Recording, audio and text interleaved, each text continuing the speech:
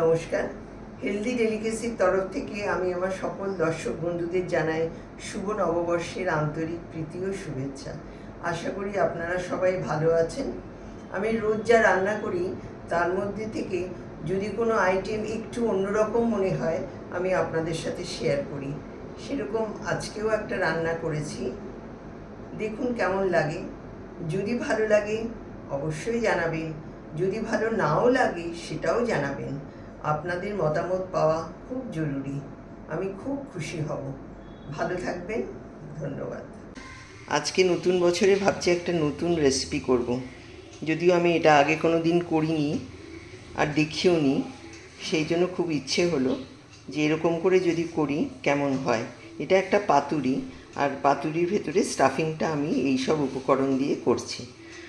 এখানে রয়েছে সাদা তিল, কাজু বাদাম, আমন্ডটা ভিজিয়ে খোসা ছাড়িয়ে নিয়েছি, আর রয়েছে আখরোট আর পোস্ত। এবার আমি এটা সেঁকে নিচ্ছি।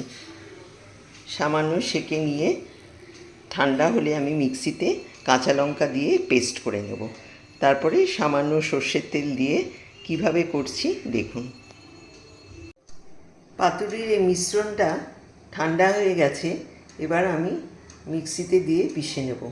হ্যাঁ, আরেকটা কথা, এর মধ্যে আমি একটু নারকেলের পাউডার দিয়েছি, আর দিয়েছি 1 চায়ের চামচ রসুন থেতো করা। এই কটা উপকরণ দিয়ে আমি এবার পেস্ট বানিয়ে নেব।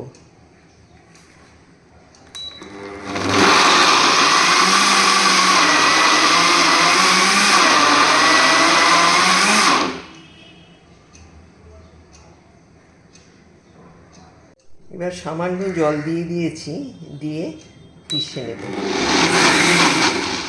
এবার পাতুরিটা এইভাবে বানিয়ে নিচ্ছি। আমি কিন্তু কলা পাতা ব্যবহার করিনি, আমি লাউ পাতায় দিচ্ছি।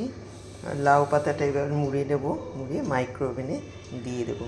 তৈরি হয়ে গেল নববর্ষ স্পেশাল পাতুরি। এবার আমি ভাত দিয়ে খাচ্ছি নববর্ষ স্পেশাল পাতুরি।